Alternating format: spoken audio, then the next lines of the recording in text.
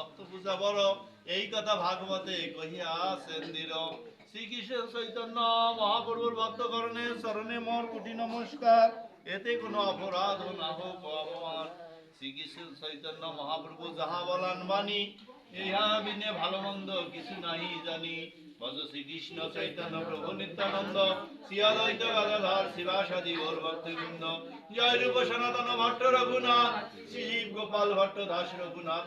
এই ছয় গোসারি করি চরণ বন্দন, যাহা হইতে বিঘ্ন নাশ অভীষ্ট পূরণ। হরে কৃষ্ণ কৃষ্ণ কৃষ্ণ হরে হরে, হরে রাম রাম রাম হরে হরে। হরে কৃষ্ণ কৃষ্ণ কৃষ্ণ হরে হরে, হরে রাম রাম রাম হরে হরে। সমাগত গৌর ভক্তবৃন্দ, আজকে দাদার নাম কি? মাধব? তোমার নাম? প্রমোদ। হ্যাঁ, আজ আমরা প্রমোদ কৃষ্ণ দাসের ঠাকুরাঙ্গনায় উনি সাধুগুরু বৈষ্ণবকে আহ্বান করেছেন। তার মাতৃতুল্য শাশুড়ি মা দেহত্যাগ করেছেন। তার চতুর্থ দিনের কর্ম উপলক্ষে আজকে সমাগত সাধুগুরু বৈষ্ণব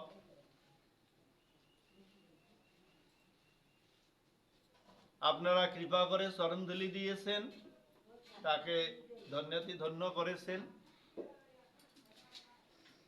সে উপলক্ষে আমরা আজ সংক্ষিপ্ত একটু ভাগবত আলোচনারও অংশগ্রহণ করেছি।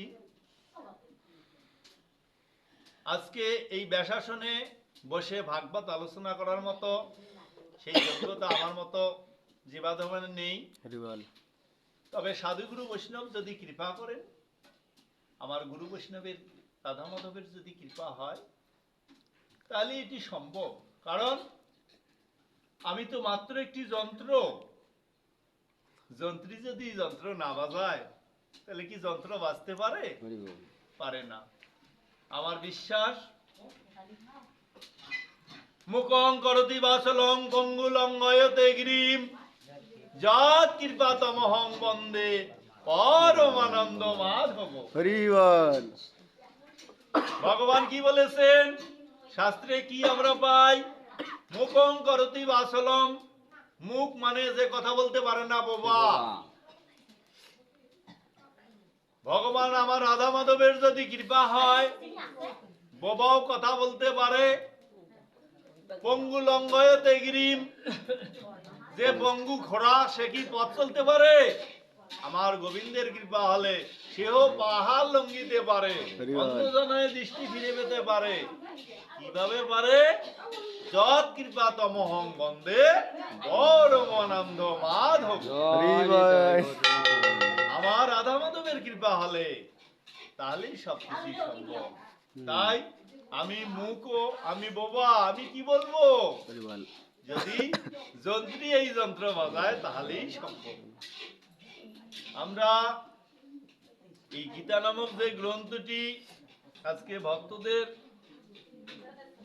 দান করলো, এই গীতা আমাদের একটি দর্পণ, একটি আয়না। আয়নায় যেমন আমরা স্বরূপ দেখতে পারি, আমরা জীব হিসাবে আমাদের কর্তব্য কি, কিভাবে চলতে হবে, সেইটাই। রান্নাঘরে আস্তে আস্তে কথা বলবেন। এই গীতে আমাদের সঠিক পথ নির্দেশনা দেখাবেন। কাকে এই পথ নির্দেশনা দেখাইছিলেন? অর্জুনকে। কৃষ্ণ কৃপালু অর্জুনের লক্ষ্য করিয়া গীতারূপ অমৃতখানা তিনি দিয়েছেন জগতের লাগিয়া। আজকে সেই কুরুক্ষেত্রের যুদ্ধে অর্জুনকে যে নির্দেশনা দেখাইছিলেন ভগবান শ্রীকৃষ্ণ, আজও যদি আমরা সেই অর্জুন হতে পারি, আজও যদি কৃষ্ণের চরণে আমরা মতি রাখতে পারি, তাহলে ভগবান অনাদির আদি গোবিন্দ সচিদানন্দ বিগ্রহ, ইনি কৃপা করে আমাদের যদি সেই দিব্য দৃষ্টি দেন, তাহলেই আমরা এই পরম আনন্দ পেতে পারি ভগবানের একমাত্র শরণ। জয় জয় নিতাই গৌর সীতানাথ প্রেমানন্দে। অর্জুনকে ভগবান প্রথম কর্মযোগ সম্বন্ধে জ্ঞান দিলেন। এই গীতায় কতটি শ্লোক আছে জানেন? 700 শ্লোক। তার মধ্যে একটি শ্লোক মাত্র কে বলেছেন? ধৃতরাষ্ট্র বলেছেন। আর অর্জুন বলেছেন 85টি না কত? 81টি শ্লোক, 85টা শ্লোক, আর 41টা শ্লোক সঞ্জয় বলেছেন। আর শ্রীকৃষ্ণ 574 না কত? 74টি শ্লোক মানে হয়। এই ভগবান শ্রীকৃষ্ণের। আজকে আমরা সবগুলো শ্লোক মনেও রাখতে পারি না, হৃদয়ঙ্গমও করতে পারি না।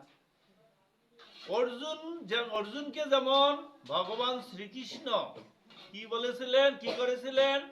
প্রথম কর্মযোগ সম্বন্ধে জ্ঞান দিয়েছিলেন, তারপর জ্ঞানযোগ সম্বন্ধে তার দৃষ্টি ঘুষিয়ে দিয়েছিলেন, তার জ্ঞানচক্ষু ঘুষিয়ে দিয়েছিলেন। এরপর আস্তে আস্তে ভক্তি যুগে নিয়ে গিয়েছিলেন। আজকে আমাদের এই পৃথিবীতে কর্মী, আমরা কর্ম করব। কিভাবে কর্ম করব? কচুর পাতা তো আমরা চিনি সবাই, কচুর পাতা দেখেছি না? সেখানে জল দিলে কি জল স্পর্শ হয়? জল আটকে থাকে? থাকে না। আমরা কর্ম করব, সকামী করব না নিষ্কামী করব? নিষ্কামী। নিষ্কামী কর্ম করব। কর্ম করব, কিন্তু কর্মবন্ধনটা যেন আমাদেরকে স্পর্শ না করে। কচু পাতায় যেমন জল লাগে না। গছি মাছ দেখছেন তো আপনারা? বাইম মাছ, গছি মাছ থাকে কোথায়? কাদার মধ্যে থাকে। তার গায়ে কি কোনো কাদা লাগে? আমরা একজন চাকর, একজন ভৃত্য, সে মালিকের কর্ম করে। দাদা জমিতে কাম করছে, আজ দিন গেলে 500 টাকা হয় মজুরি দিবে। ওর জমিতে যদি সোনা ফলে, ওই কর্মচারী ওই ভৃত্যটা কি পাবে তা? আর যদি জমিতে ফসল নাও ফলে, তাও কি ওর লস আছে? ওর কর্ম করার অধিকার আছে, আর কর্ম করে যাবে। আর জমিতে ভালো ফসল আর মন্দ ফসল, আর ভালো আর মন্দ, এই কর্মফল ও আশা করবে না। তেমনি আমরা ভৃত্য, একলা ঈশ্বর কৃষ্ণ, আর সবে ভৃত্য। বুঝছেন? একমাত্র একলা ঈশ্বর কৃষ্ণ, আর আমরা সবাই তার ভৃত্য। তার ভৃত্য হিসেবে আমরা কাজ করব, কর্মফলের আশা আমরা করব না। তাহলে আমাদের এই কচু পাতায় যেমন জল লাগে না, আর বাইম মাছে আর গছি মাছেও যেমন কাদা লাগে না, আমাদের গায়েও কোনো কর্মবন্ধন থাকবে না। গীতায় ভগবান কি বললেন? আস্তে আস্তে অর্জুনকে, দুগ্ধজাত শিশুকে যেমন একটু করে দুধ পান করায়, আস্তে আস্তে একটু নরম খাবার দেয়। ছোট বাচ্চা কি শক্ত খাবার দিলে চাবাইতে পারবে? তার দাঁতে নাই। অর্জুনকে এভাবে এভাবে আস্তে আস্তে পালন করতে করতে, লালন পালন করে করে এক সময় তাকে ভক্তি যুগে যখন নিয়ে গেলেও ভগবান শ্রীকৃষ্ণ কি বললেন? যে আমি যুগে যুগে আসি, কি জন্য আসি? ভক্তকে রক্ষা করার জন্য। আর অভক্ত, অধর্মী, অসুর প্রকৃতির যারা, তাদেরকে বিনাশ করার জন্য, আর একটি নতুন ধর্ম যুগে যুগে স্থাপন করার জন্য। এই জন্য ভগবান যুগে যুগে আসেন। ভগবান আমাদের জন্য একটি মূল্যবান শ্লোক কয়েকটি দিয়ে গেলেন, যে তোমার বেশি দূরে দৌড়াতে হবে না। তুমি যদি ভক্তিযুক্ত ভাবে এই জিনিসগুলো অনুকরণ করেন, কি? মনমনা, মদ ভক্ত, মদ জাজিমাং নমস্কুরু। আজকে কি? মনমনা ভব মদ ভক্ত, মদ জাজিমাং নমস্কুরু। তুমি আমার ভক্ত হও, আমাকে যাজন করো, আমাকে যোজন করো, আমাকে একমাত্র অনুসরণ করো। আমি সত্য করিতেছি যে আমি তোমার হব, তুমি আমার হবে। আজকে এই যে দেহ এবং দেহীর মিলন, এর চেয়ে বড় সত্য আর হয় না। এই দেহের মধ্যে যে দেহী আছে, এর এই আত্মার মধ্যে যে পরমাত্মার মিলন ধরানো, এইটাই আমাদের জীবনের একমাত্র লক্ষ্য হওয়া উচিত। আজকে কি বললেন ভগবান? পরবর্তী শ্লোকে বললেন যে সর্বধর্মাং পরিত্যাজ্যাং মামেকং শরণং ব্রজ অহং তাং সর্বপাপেভ্যো মুখ্য সামিমাসিজ। অষ্টাদশ অধ্যায় ৬৬ নম্বর শ্লোকে ভগবান কথা বলে গেলেন। কি বলে গেলেন?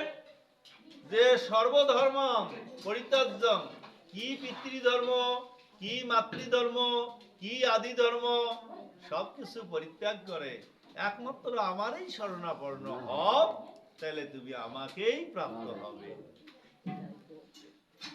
অষ্টাদশ অধ্যায়ে শেষ শ্লোক ৭৮ নম্বর শ্লোকে ভগবান কি বললেন? যত্র যোগেশ্বর কৃষ্ণ যত্র প্রাপ্ত ধনুর্ধর তত্র শ্রীবিজয়া ভূতি ধর্মা নীতিমতি। যেখানে ভগবান শ্রীকৃষ্ণ, যেখানে ধনুর্ধর অর্জুন, সেখানেই জয় সুনিশ্চিত। আজকে অর্জুনের রথের সারথি কি ছিল? ভগবান শ্রীকৃষ্ণ। তার কি কোনোদিন পরাজয় হয়েছে? তার কত বিপদ এসেছে। যখন তক্ষনাগ যখন এসেছিল, এই বিপদ থেকে কি তার রক্ষা ছিল? ভগবান শ্রীকৃষ্ণ কি করলেন? রথের চাকার একটা চাপা দিলেন, আর দাবি গেল, অর্জুন বাঁকা হয়ে গেল, তক্ষনাগ সামন দিয়া চলে গেল।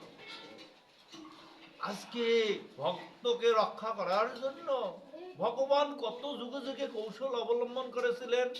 সুদর্শন চক্রকে যদি সেই দিন এই সুদর্শন চক্র দিয়ে যদি সূর্যকে ঢেকে না রাখলেন, ভগবান না রাখতেন, অর্জুন তো অগ্নিকুণ্ডে প্রাণ বিসর্জন দেয়। আজকে ভগবান কত কৌশল অবলম্বন করছেন এই ভক্তের জন্য।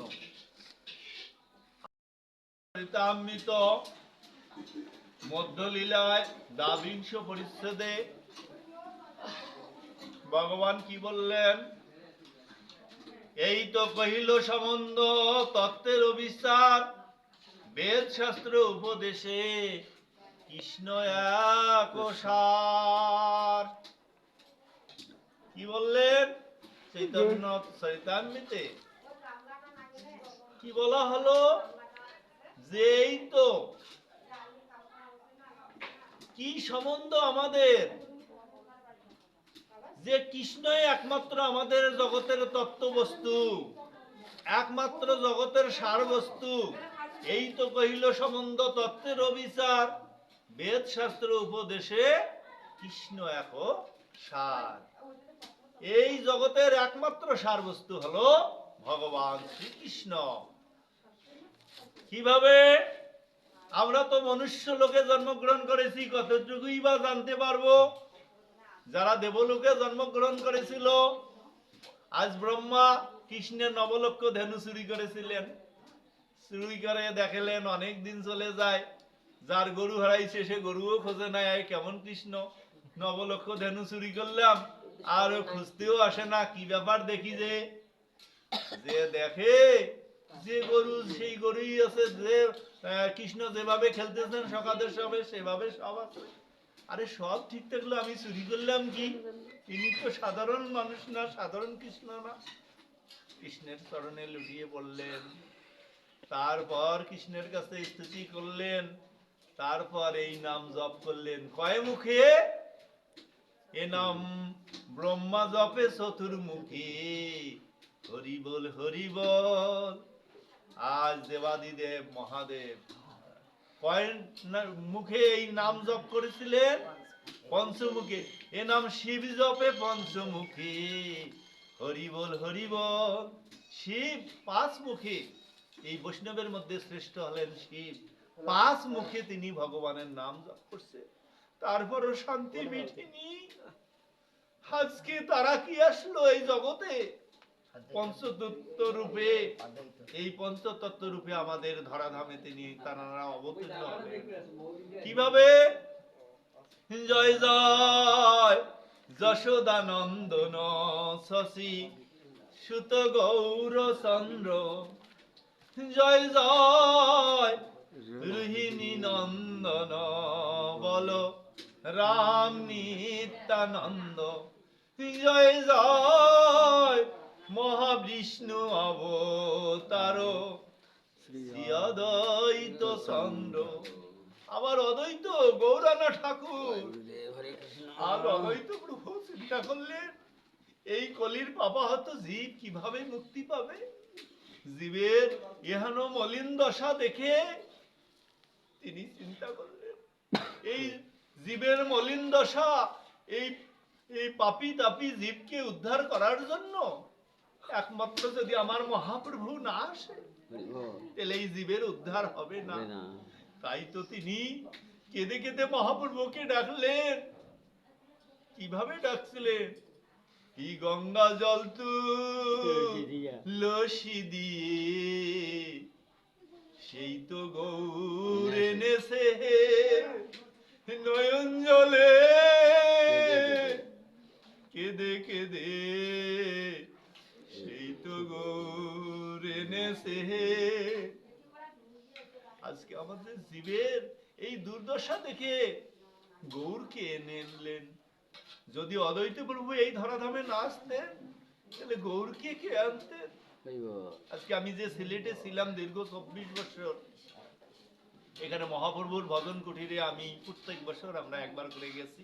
যেখানে উনি ভজন করতেন চতুর্পাশে কোনো রাস্তাঘাট ছিল না, নির্জনে পনাতীর্থ নাম একটা পনতীর্থ। পনতীর্থ নাম হলো কেন? এখানে যখন গোবিন্দের ভজনা করতেন সেই অদ্বৈত প্রভু এই ভজন কুটিরে একদিন তার মা আসছিল ছেলেকে দেখার জন্য।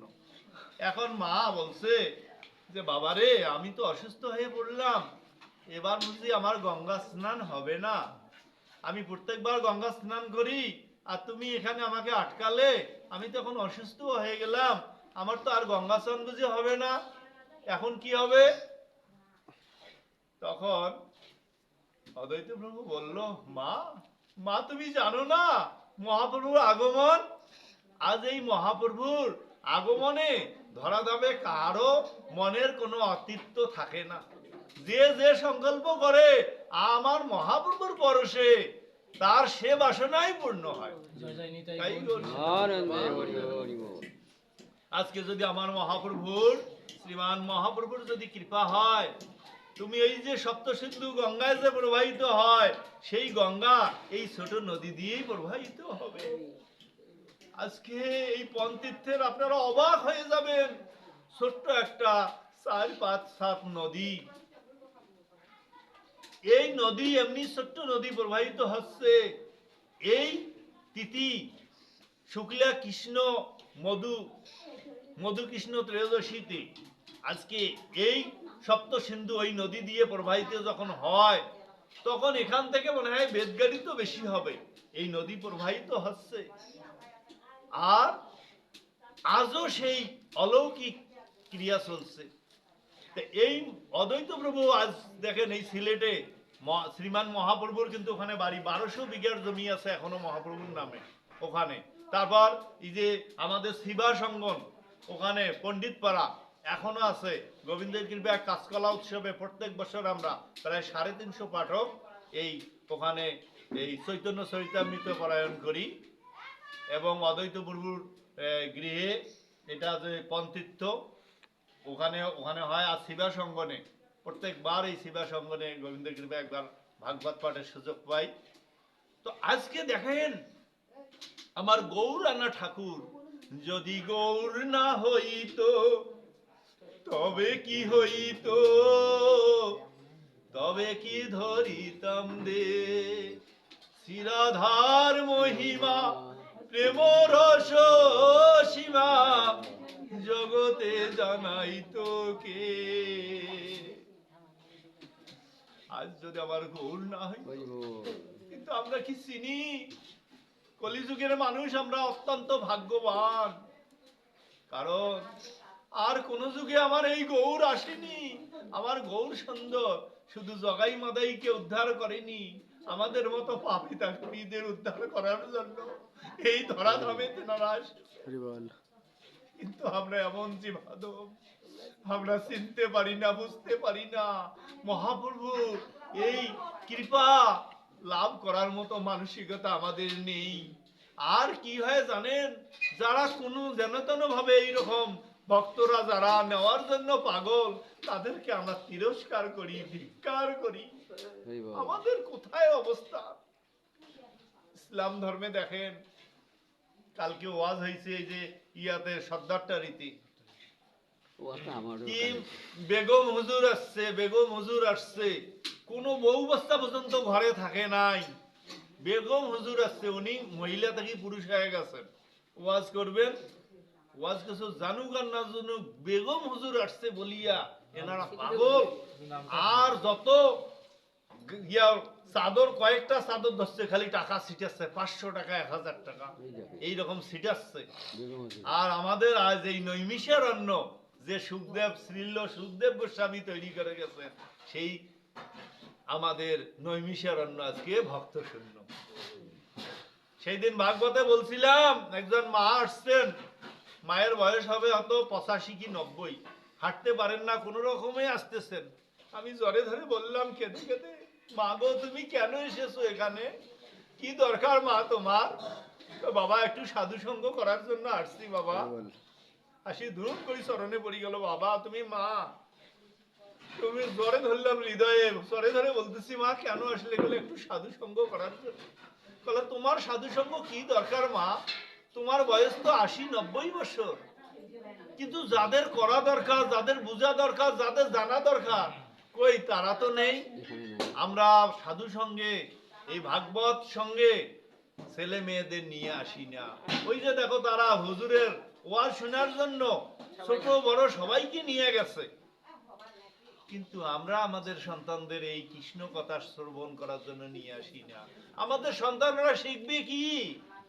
তারা কিভাবে তাদের পিতৃমাতৃকে কিভাবে শ্রদ্ধা করতে হবে, সম্মান করতে হবে, তারা কিভাবে জানবে? আজকে ছেলেদের তো জানা দরকার। আমাদের 5টা ঋণ আছে, বড় ঋণ। আজকে আমার দিদি ঠাকুরান তার মায়ের যে কর্ম করতেছে, দাদা তার শাশুড়ির কর্ম করতেছে।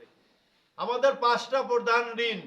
একটা হলো মাতৃ ঋণ, একটা পিতৃ ঋণ, একটা দেব ঋণ, একটা ঋষি ঋণ, একটা কুটুম্ব ঋণ। এই 5টা ঋণের মধ্যে প্রথম ঋণটা হলো মাতৃ ঋণ। মাতৃ ঋণ কেন প্রধান? আজকে শাস্ত্রে কি বলেছে? পিতা স্বর্গ, পিতা ধর্ম, পিতা হি পরমং তপ, পিতরি পিতৃমা বর্ণে প্রিয়ন্তে সর্বদেবতা। আর মায়ের ক্ষেত্রে বলা হয়েছে কি? জননী জন্মভূমিশ্চ স্বর্গাদপি গরীয়সী। স্বর্গের উপরেও যদি কোনো জায়গা, আমরা তো এই মা বাবা মারা গেলে স্বর্গে কিভাবে যাবে এই চিন্তা করি। আরে বাবা, আমার মাটার স্বর্গের জায়গায় নাই, স্বর্গাদপি গরীয়সী, স্বর্গের উপরে আমার যদি কোনো জায়গা থাকে, সেখানে আমার মায়ের অবস্থান। তা এই মাতৃ ঋণ কোন সন্তান কি শোধ করতে পারে? কেন পারে না? বেদগাড়ি থেকে যদি 1 কেজি 2 কেজির একটা জিনিস হাতত করি দাদা আনেন, আনিয়ে হাতটা লাগি যাবে, দাগ বসি যাবে, বারবার আমরা হাত বদলাবো। এই 1 কেজি 2 কেজি জিনিস যদি আমরা হাত থেকে আনতে হাত বদলাই, আমার জননী মা, দুঃখিনী মা আমাকে 10 মাস 10 দিন গর্ভে ধারণ করেছে। কমপক্ষে একটা সন্তানের ওজন আস্তে আস্তে ভূমিষ্ঠ হওয়ার সময় 4 কেজি 4.5 কেজি পর্যন্ত ওজন হয়ে থাকে। আমার মা এই গর্ভে ধারণ করেছে।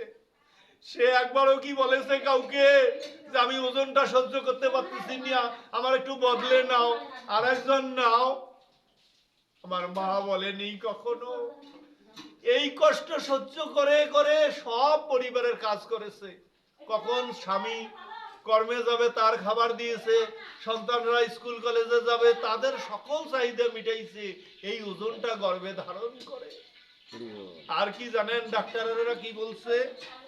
বিজ্ঞানরা এই রিসার্চ করে এই সত্যটা প্রমাণ করেছে।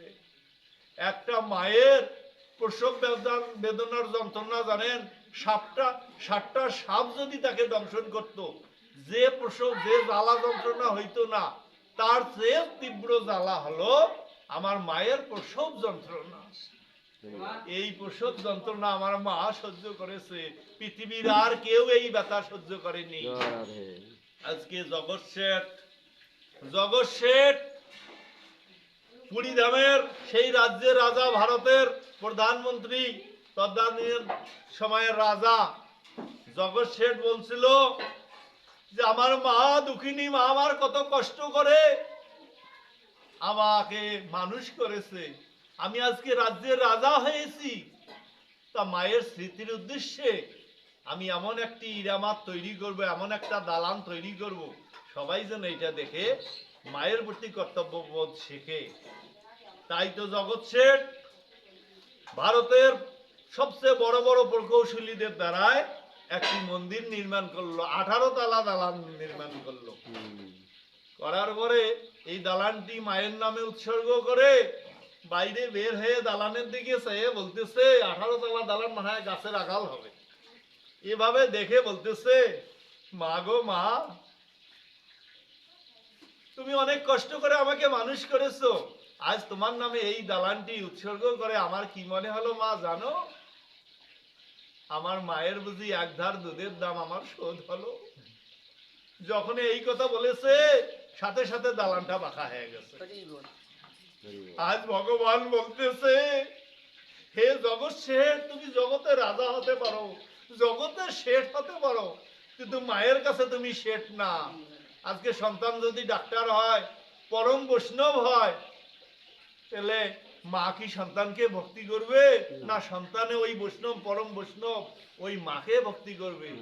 এই মায়ের গর্ভে এই পৃথিবীতে ছিলাম বলে আজকে আমি পরম বৈষ্ণব হয়েছি, আমি সাধু হয়েছি, আমি ডাক্তার হয়েছি, আমি ইঞ্জিনিয়ার হয়েছি। জয় জয় শ্রী গুরু প্রেমানন্দে।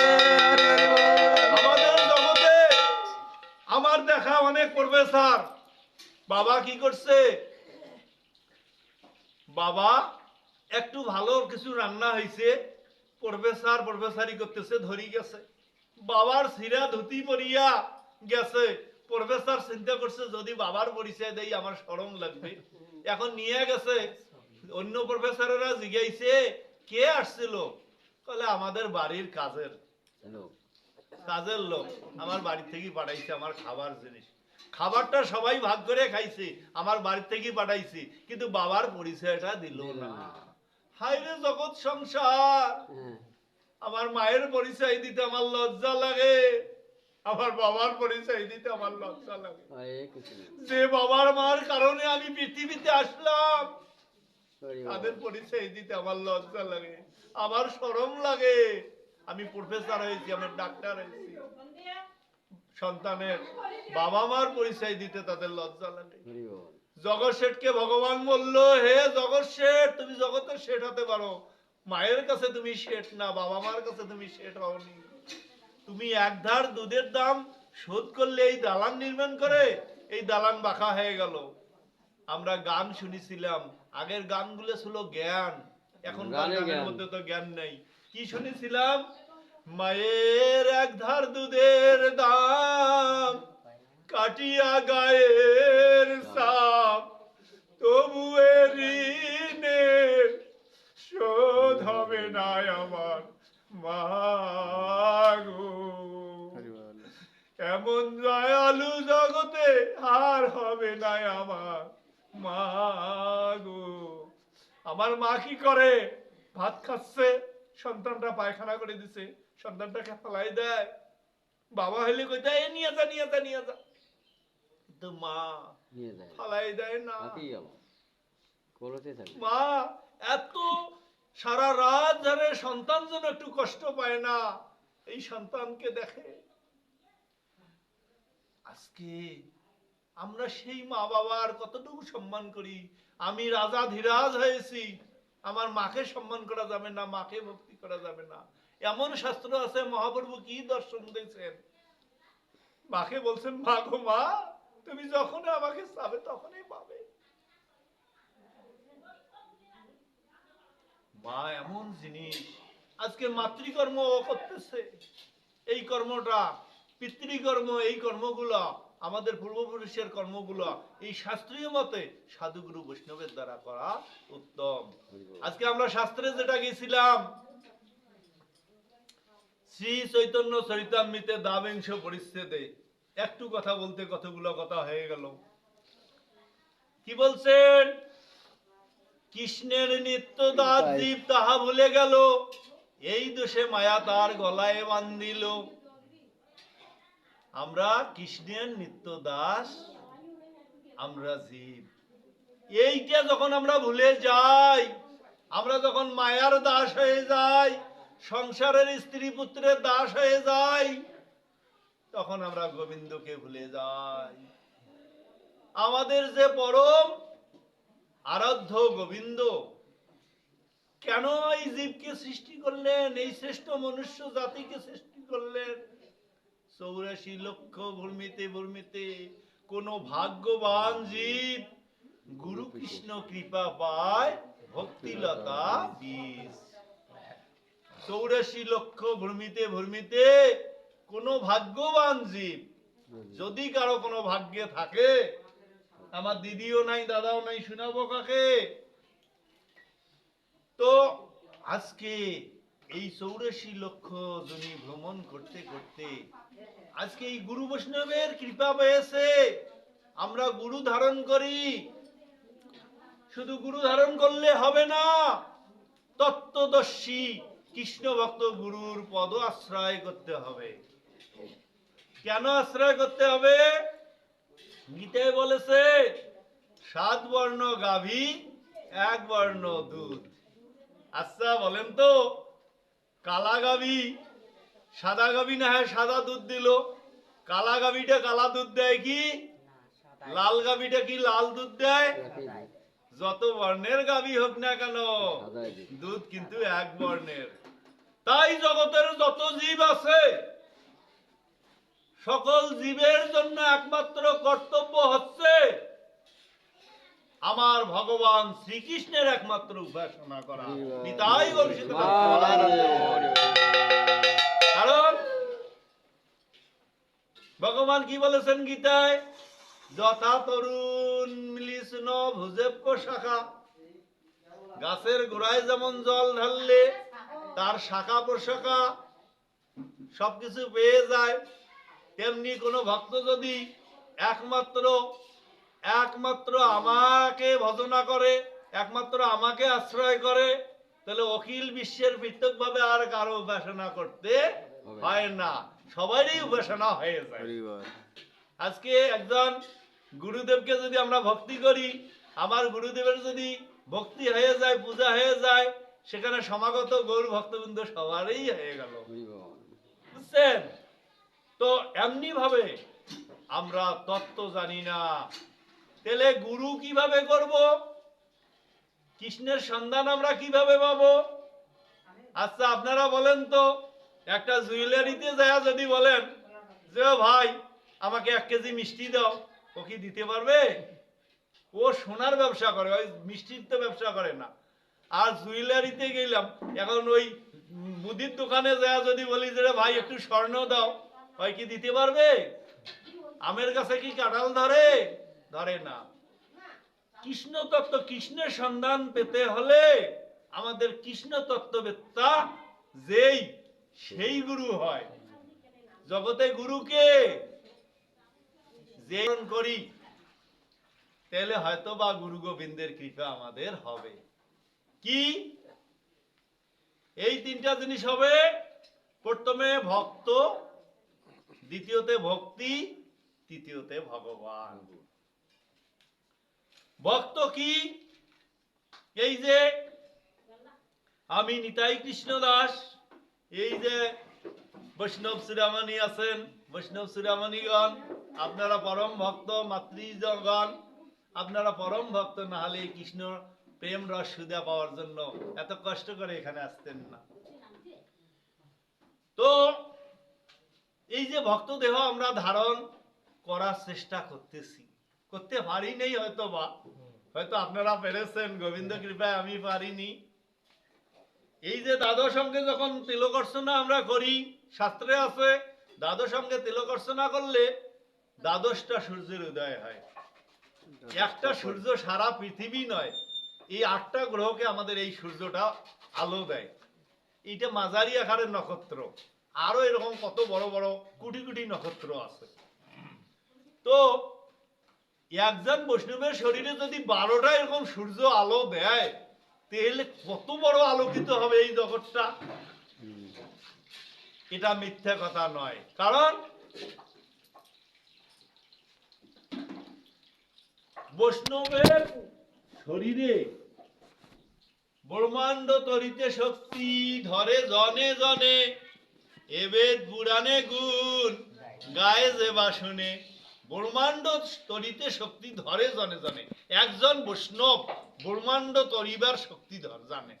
একজন গুরুদেব আমার বাবা ঠাকুর কি করলেন, তার লক্ষাধিক ভক্তবৃন্দ সবাইকে আলো ছড়িয়ে দিলেন না? এই আলোক ছড়ায় সবাই আজকে আলোকিত না? জগৎ আলোকিত, পরম্পরায় আলোকিত আরো হবে। তো আজকে এই ভক্ত দেহ যখন তাদের সঙ্গে তিলকর্চনা করি, এই ডান পাশে কি পঞ্চতত্ত্বকে অধিষ্ঠান করাইছি, বাম পাশে 6 গোস্বামী, বক্ষে লেখছি কি এই রাধা মাধব, বুঝছো? রাধা কৃষ্ণ। আজকে রাধা কৃষ্ণকে বক্ষে ধারণ করাইছি, এই যে রাধা কৃষ্ণ। ডান বাহুতে জয় নিতাই জয় গৌর। আজকে এত কিছু অধিষ্ঠান করেও কি আমি ভক্ত হতে পেরেছি, বৈষ্ণব হতে পেরেছি? পারি নাই।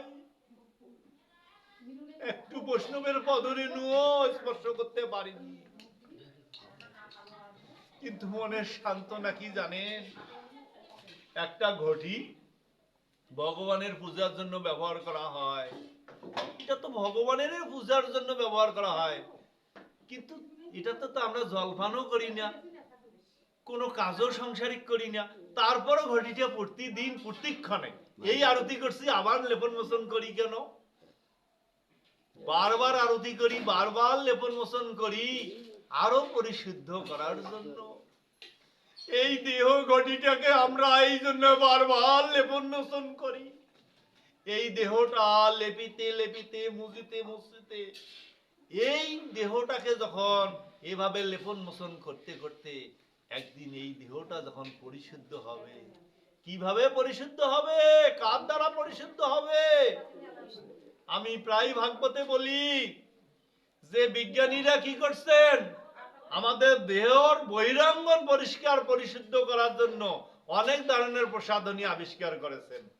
সাবান দিয়া শরীরটাকে ধুইলাম, ঘষলাম, ঘষিয়া কি করলাম, বডি স্প্রে মারলাম, কি সুগন্ধি। চন্দন আছে, কত ধরনের চন্দন সুগন্ধি, সেগুলা মুছলাম, মাখলাম, বাহ প্রভু আসছে রে, কি সুগন্ধি। কিন্তু এই সুগন্ধি দ্বারা কি ভগবত প্রাপ্তি হবে? আমার দেহটার হৃদয় মন্দিরটা যদি অন্ধকার থেকে যায়, এই দেহ মন্দিরটা আমার আলোকিত করেছেন কে? কে আলোকিত করবেন বা করেছেন? অজ্ঞান তিমিনাম দর্শম জ্ঞানম যেন শলাকয়া চস্কুন্লিতম যেন তস্মৈ শ্রী গুরুবে নমঃ। আমার গুরুদেবে এই জ্ঞানের বাতি জ্বালাই দিয়ে, এই আমাদের বীজ জ্বালিয়ে দিয়ে বীজ রোপণ করে আমার এই দেহ মন্দিরটার কে পরিস্ফুট পরিশুদ্ধ করেছেন। এই জন্য শাস্ত্রে আছে, আপনি মন্দিরে বসে সারাদিন ভগবানকে ডাকলে আর যত সুগন্ধি চন্দন শরীরে লেপন করেন না কেন, যে ফল পাবেন না, এই ভক্ত সঙ্গে ভাগবত সঙ্গে গেলে তার চেয়ে সহস্রাধিক ফল পাবেন।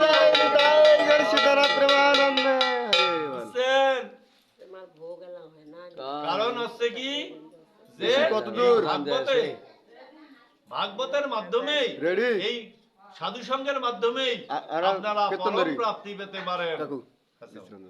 তো যাই হোক, যে কথা বলেছিলাম, এই হৃদয় ভাণ্ডটা পরিশুদ্ধ করতে করতে এখানে যদি কোনোদিন ভক্তি প্রেম অঙ্কুরিত হয়, জয় রাধে, 2 মিনিট।